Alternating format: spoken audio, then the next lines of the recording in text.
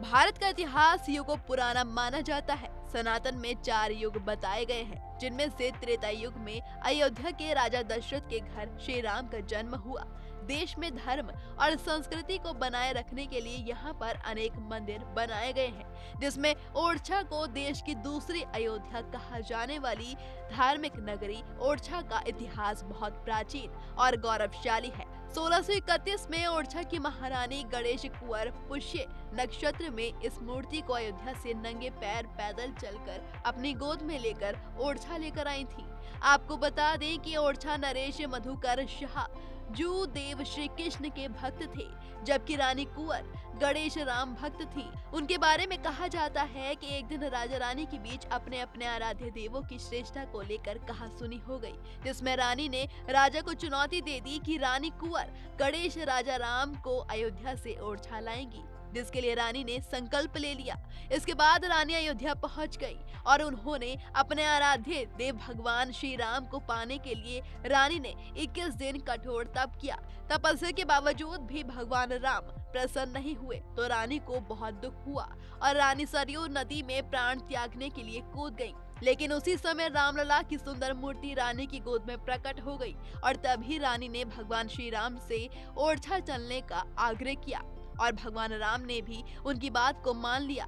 लेकिन रामलला ने 3 शर्तें रखी। एक शर्त में कहा कि अयोध्या से ओरछा जाकर जिस जगह मैं बैठूंगा उस स्थान से फिर नहीं उठूंगा, और दूसरी शर्त थी कि मैं ओरछा के राजा के रूप में विराजित हो जाऊंगा तो दूसरे की सत्ता वहां नहीं रहेगी। और रामलला ने तीसरी शर्त में कहा कि मुझे बाल रूप में आपके साथ पैदल विशेष पुष्य नक्षत्र में साधु संतों सहित ले जाना पड़ेगा।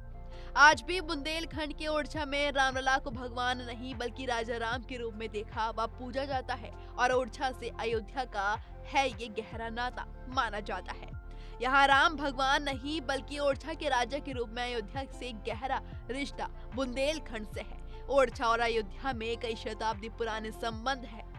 ओरछा के लोगों का मानना है कि जब रानी रामलला को लेकर ओरछा में पहुंची तो वहां मंदिर का निर्माण चल रहा था, जिसके चलते रानी ने रामलला को राजमहल की रसोई में विराजित कर दिया और शर्त के अनुसार रामलला वहां से नहीं उठे तो आखिर राजमहल की रसोई में ही मंदिर बनाया गया। यही कारण है कि आज भी ओरछा नगर में नेता या मंत्री यहाँ पर बत्ती वाली गाड़ी लेकर नहीं आते और यहाँ आज भी किसी वीआईपी को गार्ड ऑनर नहीं दिया जाता। निवाड़ी जिले का ये मंदिर विश्व भर में एकमात्र ऐसा मंदिर है जहाँ राजा राम मंदिर में नहीं बल्कि महल में विराजमान है और राजा राम के यहाँ विराजने से आज तक लगभग 400 सालों से शस्त्र पुलिस लगातार सलामी देती आ रही है। यानी बुंदेलखंड इलाके में स्थित ओरछा को स्थानीय लोग अयोध्या कहते हैं। ओरछा में राम राजा मंदिर की खास अंदाज में सजावट की गई है। बताया जाता है कि यहाँ पर राम भगवान के रूप में नहीं बल्कि राजा के तौर पर विराजते हैं, जिसमें राम को राजा के रूप में माने जाने वाले पर यहाँ 4 बार आरती होती है और आरती के समय राजा राम को पुलिस द्वारा सलामी दी जाती है। यह खास तौर पर माना जाता है कि ओरछा में आज भी श्रद्धालु राम की प्रतिमा से आंख नहीं मिलाते बल्कि वे रामलला के चरण दर्शन से ही खुद को धन्य समझते हैं और वहां प्रसाद के तौर पर भोग में पान का बीड़ा, इत्र की बाती भक्तजनों की ओर से चढ़ाई जाती है। इसलिए वहां के लोग राजा राम को ओरछा की सरकार मानते हैं। जिस तरह से अयोध्या की रग रग में राम है, सच में उसी तरह ओरछा की आत्मा और धड़कन में भी राम बसे हुए हैं। रामलला से जुड़ी ये जानकारी आपको कैसी लगी कमेंट सेक्शन में हमें जरूर बताइए। ऐसे और वीडियोस को देखने के लिए जुड़े रहिए भारत के साथ।